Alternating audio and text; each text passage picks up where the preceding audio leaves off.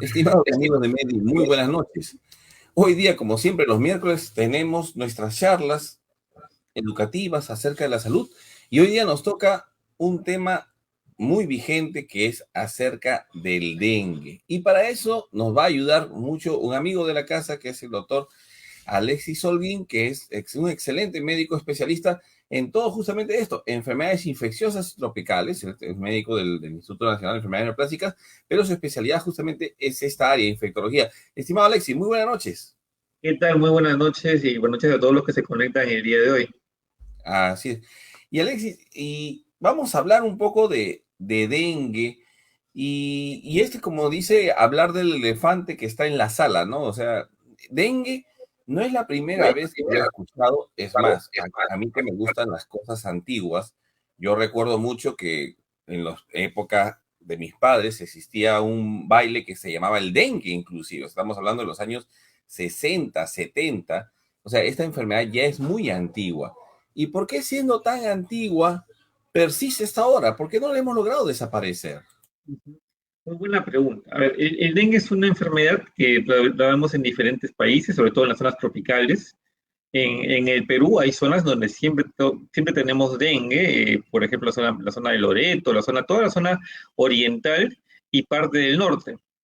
Lima es algo sui generis porque Lima ha tenido dengue, se enciende generalmente con casos autóctonos, bueno, casos importados, personas que vienen y hacen cuadros acá y luego también hay cuadros, brotes pequeños, pero eso ha sido hasta hace unos años. Con el paso de los años, esto ya ha ido incrementando y prácticamente podemos encontrar, ya no sectorizado en algunas partes de Lima metropolitana, sino también en algunos distritos. Y vamos a ver que yo lo puedo tener, probablemente puedo tener los mosquitos en mi casa, sino que solo falta tener una persona que tenga la enfermedad para que se pueda nuevamente continuar el ciclo de contagio. Lo importante es por qué no se puede erradicar, porque es un virus que el trabajo para una vacuna ha venido hace muchísimos años. Sin embargo, aún es todavía difícil el acceso, el uso de ese tipo de trabajo, pero no es lo único. Está muy asociado con otras determinantes sociales. Entonces, voy a tener un escenario en donde, por ejemplo, yo tengo que almacenar agua y ahí tengo criaderos de zancudos, pero también tengo otro escenario diferente. Tengo una zona urbana que tengo agua potable todos los días, sin embargo, uso floreros, uso otro tipo de recipientes donde almaceno este mosquito. Entonces, es trabajar contra parte de la naturaleza, erradicar a un insecto que ha estado también más tiempo que nosotros acá y trabajar con la forma de prevención, que sería lo ideal, ¿no? Ok, perfecto. Entonces, o sea, como te digo, yo me asombro de que ahora, bueno, le estamos dando tanta importancia al dengue, pero yo sé que no es una enfermedad reciente. Lo nuevo es que está atacando zonas, como tú bien dices, no usuales, que son más zonas urbanas que normalmente no atacábamos, pero que no atacaba el dengue. Y como yo le fastidiaba, justo estábamos conversando con el doctor Falvi en la mañana y decía, por favor, pregúntale a Alexis, que yo quiero preguntarle algo, pero no voy a poder estar, así que por eso hoy día estoy justamente apoyando. Y que yo también tengo la duda. Te cuento, yo tengo familia en el norte, de paso aprovecho para mandar muchos saludos a mi familia de San Pedro de Yopa, Casmayo y La Libertad. Y ahí es tradicional, cuando uno va, pues a partir de las 5 de la tarde dice, cierra todo porque a las 5 de la tarde vienen todos los zancudos, mosquitos y todo lo demás. El mosquito del dengue o el zancudo, ahora sí tienes que explicarnos un poquito con más detalle, ¿tiene una hora en particular que pica? O sea, si yo salgo en la mañana, no necesito echarme repelente, solo pica en la tarde, solo pica en la noche. Tiene algunos hábitos especiales. Pica muy temprano y también al atardecer. San Pedro de Yoc y toda esa zona tiene una característica especial que son los arrozales, en donde prácticamente yo inundo el terreno con agua, entonces no solo son los mosquitos que transmiten dengue, sino también otro tipo de mosquitos. Entonces esa zona a veces en época de sembríos es bastante el problema de los zancudos. Entonces, ¿cómo se transmite el dengue? El único reservorio, si la única persona que puede, el único ser humano que tiene es el hombre, ¿no? El único ser viviente que tiene esto es el hombre, y el que pasa de una persona a otra es el zancudo. Entonces, yo puedo tener dengue, viene ese zancudo especial que se llama Aedes, me pica y se inocula con el virus que yo tengo, va a casa, a tu casa, por ejemplo, y nuevamente, o estamos cerca, estamos en la misma zona cercana donde está ese zancudo, te pica y pasaría el dengue a la otra persona. Entonces, es una enfermedad transmitida por un vector, que es ese zancudo que es el Aedes. Hay formas de repente, ahí lo ves muy bien, tiene una característica especial que son esas patitas con líneas blancas, eh, que yo puedo identificarlo, a veces muchas veces los hemos visto. ¿Dónde ese zancudo coloca sus huevos? En agua limpia. No es en cualquier tipo de agua, es en agua limpia. Entonces, por ejemplo, puede ser que yo donde viva no tengo agua potable todos los días y yo almaceno en recipientes, en bidones agua. Entonces, ahí es un lugar donde el zancudo puede colocar sus huevos y es un criadero. Es decir, y ese zancudo va a colocar cientos de huevos y así sucesivamente, y eso van a ir colocando mucho más. ¿Qué debo hacer en esos casos? Limpiar bien el recipiente, escobillarlo bien, veo que lleno el agua, lo tapo, siempre tapado. Ese es un escenario A, por ejemplo. El otro escenario es en mi casa, donde yo sí tengo agua potable, por ejemplo, constantemente, pero tengo mi macetero, o tengo un florero, mejor dicho, tengo un florero que tiene agua, o los famosos bambús que están de moda ahora, donde yo inundo prácticamente todo ese recipiente con agua. Es agua limpia, es un criadero de zancudos por excelencia. Los floreros, donde yo guardo el bambú también. Y también vamos a tener, buscar criaderos en la zona de los techos, en las zonas cercanas, en donde yo a veces dejo recipientes que con la lluvia se llenan de agua limpia y también son criaderos. Y no olvidarnos que a veces en la casa tenemos platitos donde toman los animalitos el agua, los gatitos, los perritos tienen sus bebederos, que se quedan ahí días a veces con el agua, y yo no los limpio. Entonces yo debo limpiar todo eso siempre, todos los días, cobillarlo bien y llenar el agua limpia. Y luego del día botar esa agua, ¿no? Para que no se quede acumulado ahí. Hay otros puntos también, se ha visto, son los cementerios. ¿Te acuerdas? Me he hablado de floreros. También en los cementerios hay la costumbre de llevar floreros especiales con agua y poner las flores. Entonces, en estas zonas que tenemos siempre dengue, como es el norte del país, en la zona oriental, o también en el mismo Lima en esta época, hay que tratar de cambiar ese tipo de tradiciones. Yo lo que puedo hacer es usar arena mojada, arena húmeda y colocar ahí las flores que llevo al cementerio, porque son criaderos y los cementerios, así no lo queramos, están cerca a veces a las zonas urbanas, a las casas, y estos zancudos también pueden estar en estas zonas.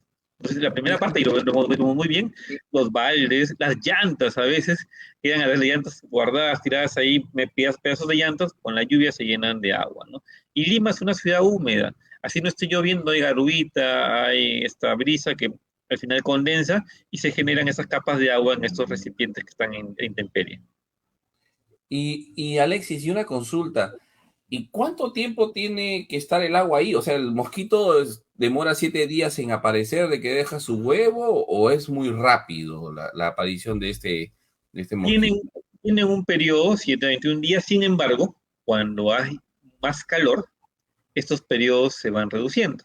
Es por Mm. eso que ustedes han visto muy bien que en épocas de verano hay más zancudos, hay más mosquitos también. Y sobre todo en las épocas de verano prolongado, ¿no? Tenemos una característica en este año diferente, donde el calor ha sido muy intenso en el norte del país, también acá en el mismo Lima, y también han habido fenómenos climatológicos con lluvias, con inundaciones, que lo que hace es, bueno, nuestro sistema a veces de saneamiento, que ya es un poco deficiente, se empeora todavía, tengo que acumular más agua, porque no tengo agua, y también se llena por las lluvias más recipientes de inservibles. Entonces, todo ello va sumándolo. Y este año hay una característica especial, los tipos de dengue, que también lo podemos conversar. Hay Ok. serotipos de dengue. ¿Qué es Sí. eso? ¿Eso no sabía? A ver.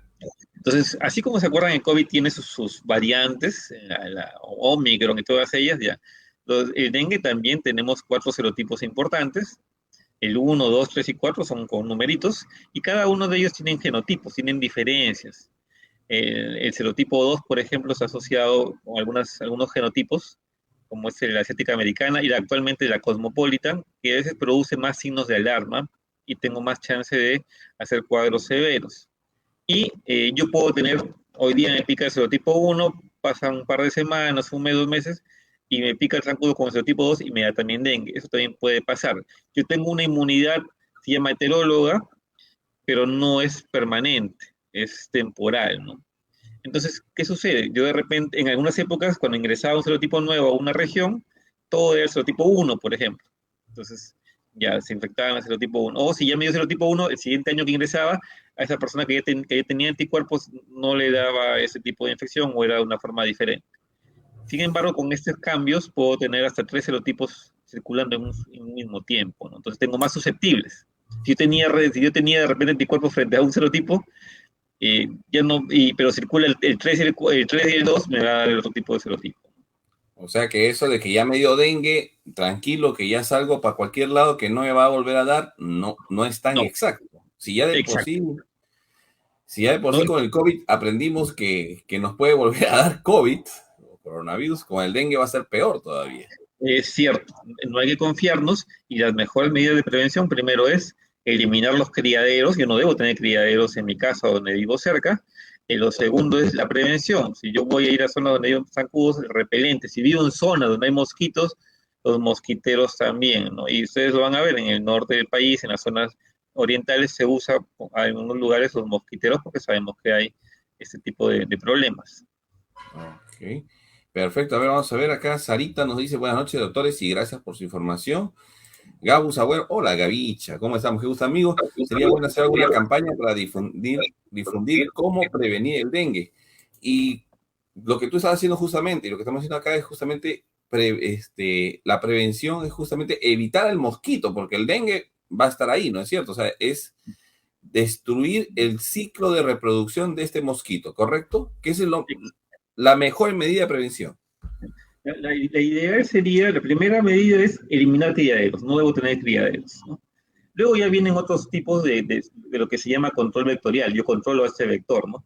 Y ahí vienen las fumigaciones, por ejemplo. Sin embargo, las fumigaciones, y eso es importante que también lo conozcan, no es cualquier fumigación, porque a veces le dicen, voy a fumigar la casa con no sé, con amonios cuaternarios, que no es para dengue, ¿no? Son especiales que se trabajan a nivel más que todo a nivel del Estado, y es una campaña, porque no le sirve de nada que yo fumigue en mi casa y el vecino de al lado no. Y acá es importantísimo. En este momento hay algunas zonas donde están fumigando. Entonces, debo abrir mi puerta para que también fumigue mi casa. Ok. Y la fumigación sale un vapor, por ejemplo, como una especie de niebla, que lo que hace es, al contacto con el mosquito, lo mata, se cae, ¿no? Entonces, para ello, debo de permitir que ingresen a mi casa a fumigar.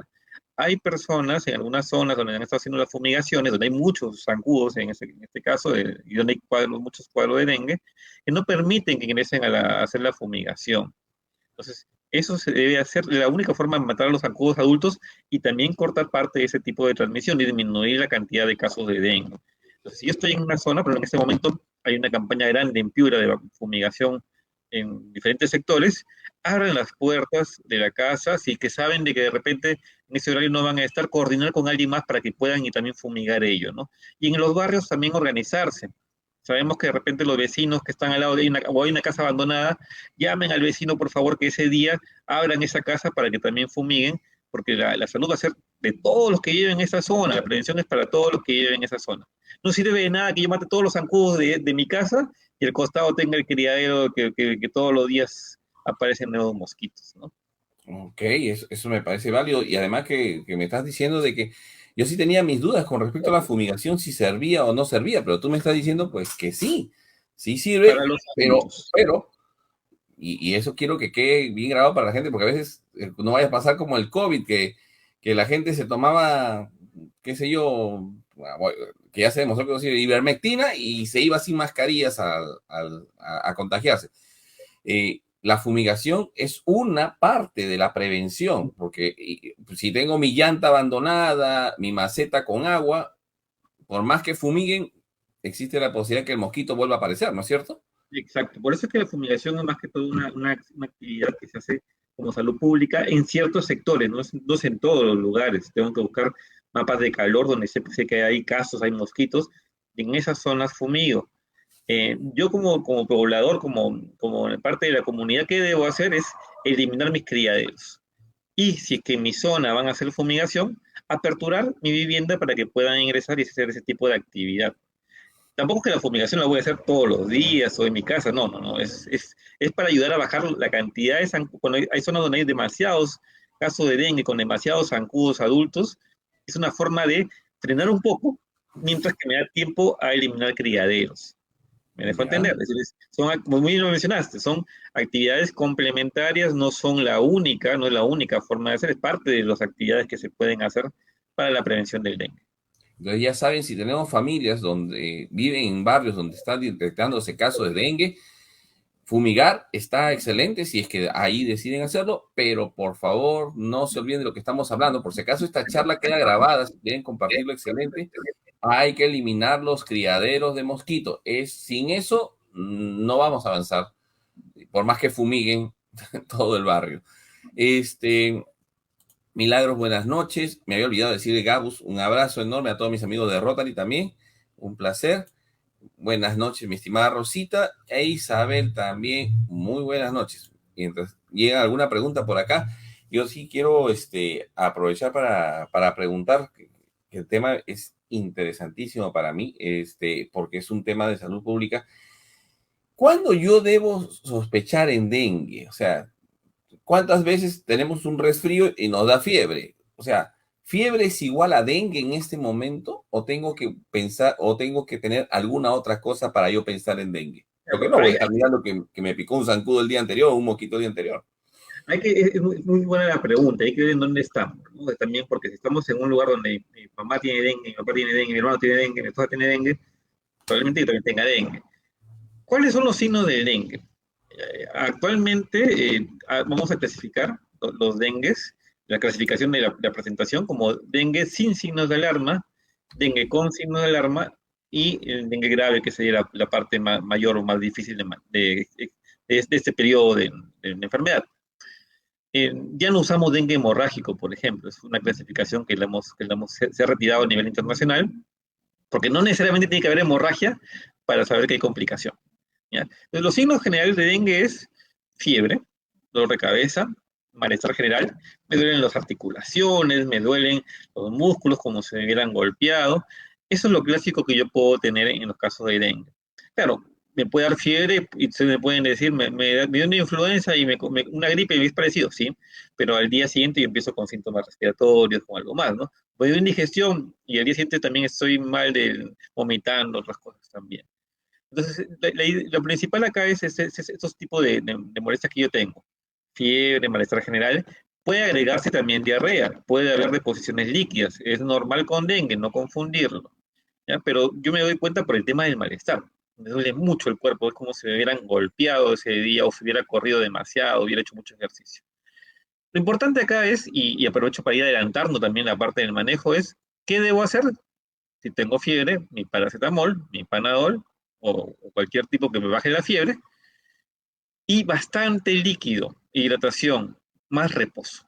¿Hay algún medicamento adicional? No, no existe ningún medicamento adicional. Si yo tengo estos síntomas y mi vecina tiene dengue, en mi casa mi madre tiene dengue, yo lo que debo hacer es mi paracetamol si es que tengo fiebre, mi hidratación, bastante líquido. ¿Qué tipo de líquidos? Cualquier tipo de líquidos.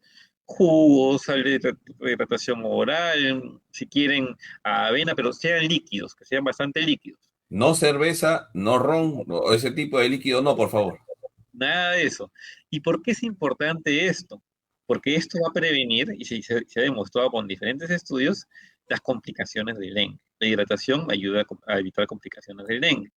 Lo que hemos estado viendo en estas últimas semanas es automedicación y se colocan corticoides, se ponen dexametasona, hidrocortisona con metamizol y con diferentes medicamentos intramusculares que lo único que hace es acelera y tengo más complicaciones del tipo de los que hemos conversado, los dengues con signos de alarma o dengues graves. Entonces, eviten por favor la automedicación.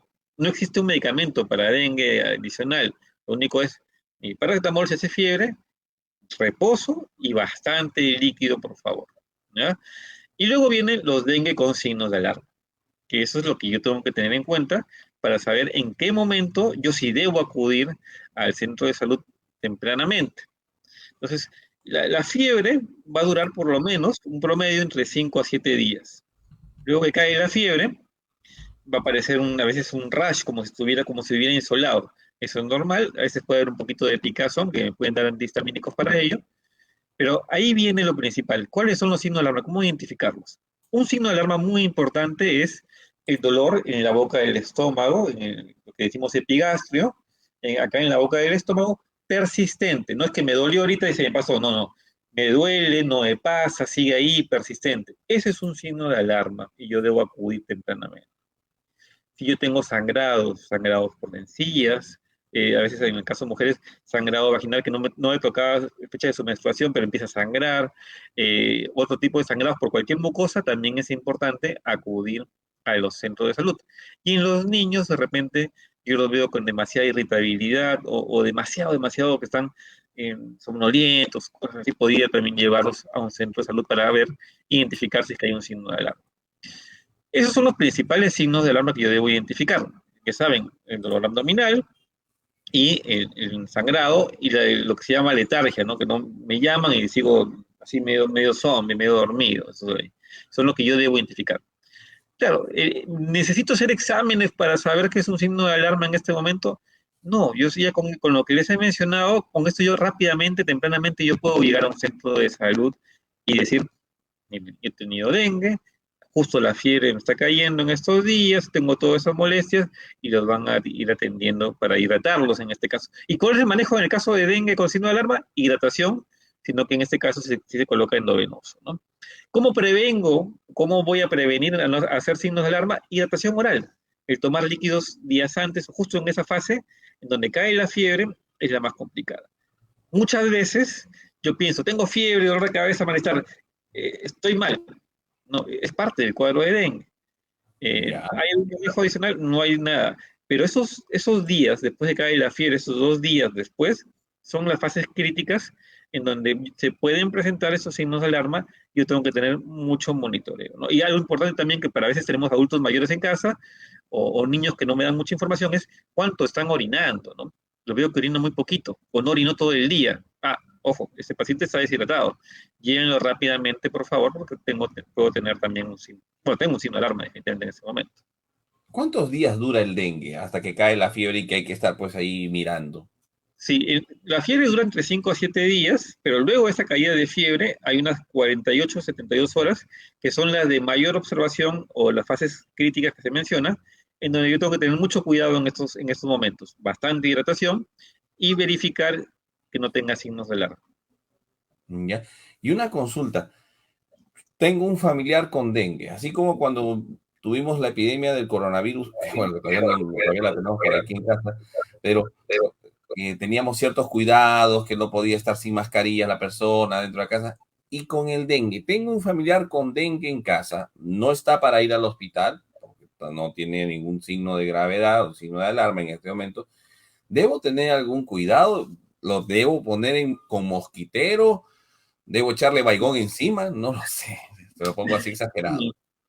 El uso de mosquiteros o estar en un espacio diferente donde no haya zancudos, tratar de eliminar los zancudos adultos para que no transmitan al resto de la familia, ¿no? Sin embargo, a veces cuando yo tengo a alguien de dengue en casa y en este momento ya el mosquito está en otras zonas también, entonces mucho cuidado, usen repelentes, si que yo tengo dengue, pero tengo a alguien en casa que tiene dengue y sé que hay zancudos en mi casa, usen sus repelentes, si tuviera mosquitero, lo coloco el paciente en mosquitero, pero no se confíen, porque yo puedo pensar, mi paciente, mi papá que tiene dengue, lo voy a aislar y le pongo su mosquitero, pero el zancudo está en toda la zona, está en todo mi vecindario, y de repente el zancudo viene de la casa del vecino que tiene también dengue y me pica a mí. Entonces, el uso de repelentes, coordinar para eliminar todos los que son criaderos y también matar los zancudos adultos. Ok, perfecto. Este, ¿cuándo yo definitivamente debo decir que sí o sí tengo que llevar al paciente al hospital? ¿Cuándo no puedo dejar de llevarlo? ¿Cuál es ese signo así? Que sí o sí tengo que llevarlo. Claro, de por sí los signos de alarma ya significa tengo que llevarlos para que lo Ok, vean.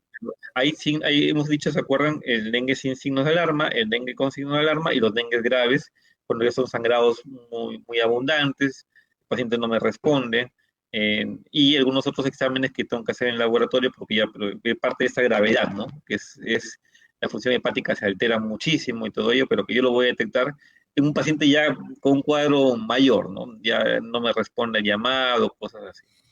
Entonces, nos olvidábamos de un signo de alarma también importante que tengo que llevar y que no lo mencioné, los vómitos persistentes. ¿Por qué? Porque si estoy vomitando, ¿cómo me hidrato? Más, me voy a deshidratar mucho más. Entonces, tengo en casa alguien que vomita, vomita, vomita, tengo que llevar también al centro de salud. Y a veces también algunas consideraciones especiales que podemos tener en donde vivimos, en el barrio donde vivimos, es, a veces existen personas que viven solas, adultos mayores que viven solos, no hay quien los cuide. Esas personas también necesitan tener un monitoreo más adecuado, porque si se ponen mal, nadie lo va a poder llevar en el momento ideal, ¿no? Entonces, o me organizo bien yo para ir visitando a esas personas, o coordino también con mi centro de salud para que sea monitorizado. Y has hablado de dos poblaciones hace un momento, principalmente lo que son niños, que hay que tener cuidado, y adultos mayores también, porque ambos grupos fácilmente, digamos, pueden deshidratarse. Gestantes, ¿qué También, opinas de este grupo? gestantes también. Gestantes es un grupo de alto riesgo, sobre todo porque tengo que monitorizar mucho los signos de alarma. En el caso de la gestación hay dos partes, ¿no? Cuando todavía no está como, no van a nacer, mejor dicho, estamos en el primer trimestre, en los primeros meses del embarazo, donde no habría todavía un parto exitoso. En esos casos el dengue se maneja igual como en cualquier persona, ¿no? La hidratación. Y en los casos cuando yo estoy ya en las últimas partes del embarazo, ya cercanos al momento del parto, es también importante la monitorización para saber en qué momento de repente se culmina el parto o cuándo esperar, ¿no? Porque a veces justo estoy en esa fase crítica que en el laboratorio mis plaquetas van a caer un poco. Yo tengo que esperar de repente esos 2 días que suban un poquito para que pueda tener éxito en la cesárea que si tuviese, ¿no? Y la cesárea de emergencia, que también son otros casos especiales. Entonces, las gestantes también es muy importante. A veces subestiman los signos de alarma. Hace muchos años, no muchos años, bueno, hace más, bueno, serán 10 años, en el 2011, 2012, en Brasil, cuando empieza alguno de esos serotipos 2, ingresa con mucha fuerza. El mayor grupo que falleció eran las gestantes, y era porque tenían que también hacer otro tipo de actividades en casa, ¿no? Entonces se descuidaban un poquito, no le daban mucha importancia al dolor y a veces las encontraban ya hasta en un mal estado, ¿no? Entonces, igual acá también ha habido reportes de gestantes que se han complicado. Entonces, si tengo una gestante en casa, la hidratación oral importantísimo. Pero si yo tengo dolor abdominal intenso en la boca del estómago, sangrados o vómitos persistentes, llevarlos por favor inmediatamente al centro de salud. Y te lo pongo más ¿cómo dice? De tu trabajo también. Y si tengo un paciente con cáncer y le da dengue, ¿significa que ya está perdido? O sea, que ya, porque sus defensas están bajas, o es igual que una persona normal. En el paciente con Siempre. cáncer, hemos tenido casos de pacientes con cáncer con dengue también. En pacientes con cáncer, lo que el virus hace es tiene más tiempo de eliminación. ¿Qué quiere decir? Esa persona que tenía, ¿se acuerdan? 5 a 7 días de fiebre, este paciente puede tener 10 días, hasta un poco más, 14 días con fiebre y con el virus circulando en sangre también. ¿Puede ser más complicaciones? Sí, sí se ha reescrito que pueden hacer más complicaciones, más hepatitis, pero también el manejo es semejante. Hidratación, que es lo más importante, y mantenerlos en reposo y monitorizados, ¿no? Si yo tengo un paciente con cáncer en casa que tiene dengue, identificar los signos de alarma que hemos conversado. Si es un paciente que está en quimioterapia o tiene una leucemia que está con las defensas muy bajas, sí deben ser llevados a la emergencia para que también sean monitorizados allí en el hospital donde se atiende. Eh, y las recomendaciones básicas, ¿no? Que hemos dicho, el reposo, el bajar la fiebre con paracetamol y la hidratación, que es importante. Ok, perfecto. Entonces, no hay un tratamiento mágico para el dengue, es principalmente soporte, evitar quedarnos deshidratados. La deshidratación es un factor de riesgo terrible para que el dengue vaya mal y que nos aparezca todos los signos de alarma. Es lo que logro entender, ¿correcto? Y sí, para explicarlo en la forma, como diríamos, en la fisiopatología, que es lo que conversábamos a veces, que a veces es un poquito difícil de que todos puedan comprender, hay algo que se llama extravasación. El líquido empieza a salir hacia otras zonas, ¿no? Entonces, por eso es que necesito hidratarme constantemente para evitar hacer los famosos shock hipovolémico o tener la hipotensión, ¿no? Baja, que la presión arterial baja demasiado, ¿no? Entonces, una forma importante de saber que este paciente se puede complicar y hacer este shock es estos signos de alarma. Identificarlos tempranamente y llevarlos. No hemos mencionado nada de que tengo que tomarme plaquetas, hematocrito, nada de ello. Es muy básico lo que estamos mencionando. Entonces, identificar tempranamente. A veces sucede en la actualidad llega el paciente, porque no ha ido el paciente a verse al centro de salud porque estoy esperando mi resultado de dengue. No, no esperen el resultado. El manejo del dengue es clínico.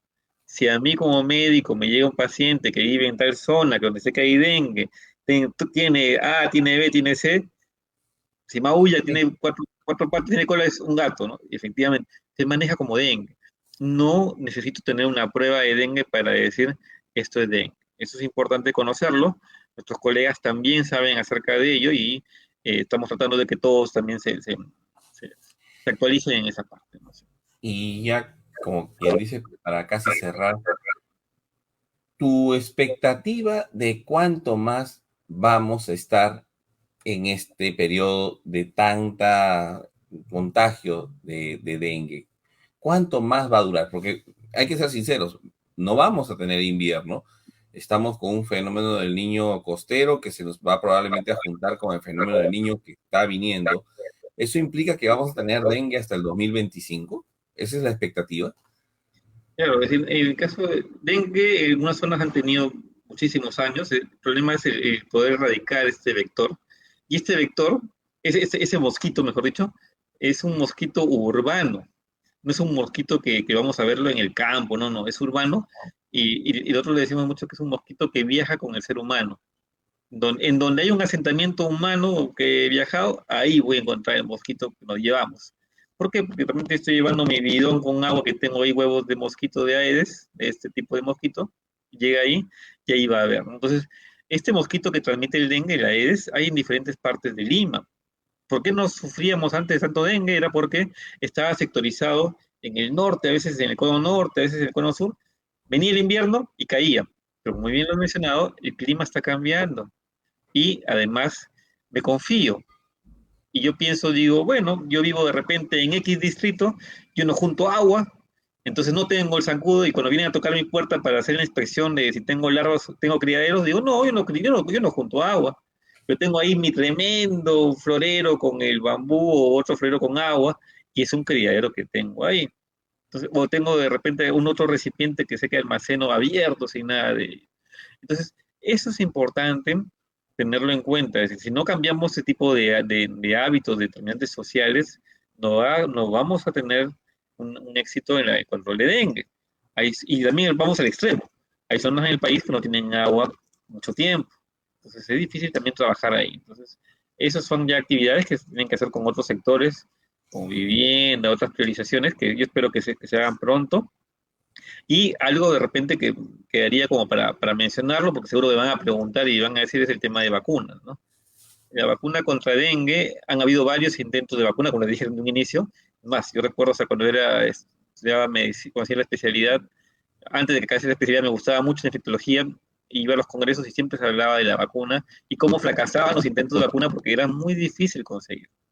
Actualmente hay una candidata de vacuna que ya ha sido aprobada por la Unión Europea, por la Agencia Europea de Medicamentos, que es una vacuna que es una marca que se llama, una laboratorio que se llama Takeda, que aparentemente tiene buenos resultados y hay otras vacunas que también están en proceso. Sin embargo, y eso ojo, tenerlo en cuenta, no significa que si yo consigo la vacuna en este momento y me la aplico, voy a parar este brote, tampoco, porque necesito tener por lo menos un periodo de varias semanas para colocarle mi segunda dosis, que son algo de 3 meses para mi segunda dosis.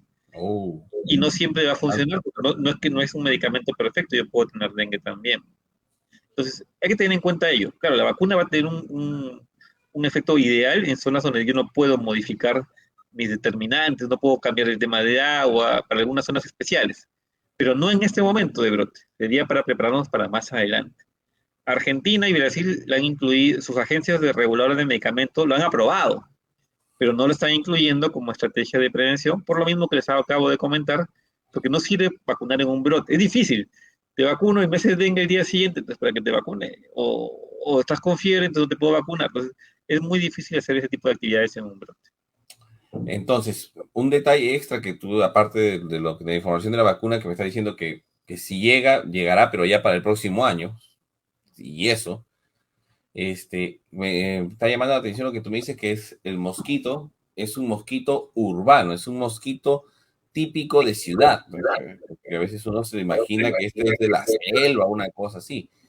Y ahorita yo me estoy recordando que en mucho de Lima, que es una ciudad de desierto, como tú bien dices, hemos estado acostumbrados a vivir casi siempre con periodos en donde no tenemos agua y casi todas las casas, muchas de las casas de cualquier distrito, tienen tanques elevados o cisternas que muchas veces son muy antiguas y antes pues no tenían una cobertura completa, eran tapas que se sobreponían o simplemente a veces ni tienen las tapas. Entonces, por favor, las personas que tienen estos sistemas antiguos, ahora los modernos creo que sí ya vienen bien selladitos, pero los antiguos eran una abertura totalmente y ahí puede reproducir el mosquito, por más que ibas en un distrito pudiente o que entre comillas no tienen agua todo el tiempo. Tenemos que detectar los reservorios donde se puede reproducir este mosquito. Eso es importantísimo. De verdad, Alexis. Oye, Alexis, de verdad que esta información que me estás dando es excelente. Así que cerremos la charla, Alexis. A ver, danos tus palabras de, por favor, de esperanza y aleccionadoras para combatir esta enfermedad tan severa realmente que nos está golpeando Y duro. muy bien que lo has mencionado, porque ese trabajo es un trabajo conjunto entre todos, ¿ah? No es, mira, que el ministerio haga esto, mira, que la municipalidad, no, es todos.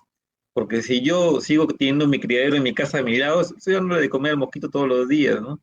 Si no abro mi puerta para que fumiguen idéntico, ¿no? Y hay zonas donde también les dan, son sustancias especiales que se coloca el agua que yo almaceno para matar las larvas también, acéptenlas y utilícenlas. Entonces, importantísimo la prevención. Ya sabemos cómo es prevenir, eliminar, ¿qué puedo hacer yo como por eliminar los criaderos de mi casa y hacer, abrir la puerta cuando hace la campaña de fumigación para que fumigue mi casa? Lo segundo, detectar mis signos de alarma. Si tengo estos signos de alarma, dolor intenso en la boca del estómago, vómitos persistentes o sangrado, acudir a un centro de salud inmediatamente, ¿no? Son las dos cosas importantísimas que yo podría dejar como conclusiones para hoy día. Perfecto, Alex. Y entonces, gracias de verdad. Este tema nos ha golpeado esta vez a todos y nos va a seguir golpeando porque el calor va a seguir, el mosquito se va a seguir reproduciendo hasta que eliminemos todos los sitios donde se puede reproducir. Básicamente, donde se acumule el agua, que basta con que sea pequeño. No esperen que sea una piscina, ¿no? Puede ser en un sitio muy pequeño y ahí se reproduce ese desgraciado del mosquito. Así que, Alexis, muchas gracias de verdad por la charla, de verdad que siempre nos ayudas un montón. Y a todos nuestros amigos, por favor, compartan este video que es importante y infórmense. Y es importante porque tenemos que cortar el ciclo de reproducción del mosquito para acabar con esta enfermedad. Un abrazo enorme, Alexis, muchísimas gracias y nos estamos viendo hasta el próximo miércoles. Gracias. Nos vemos, chao, cuídate, hasta luego.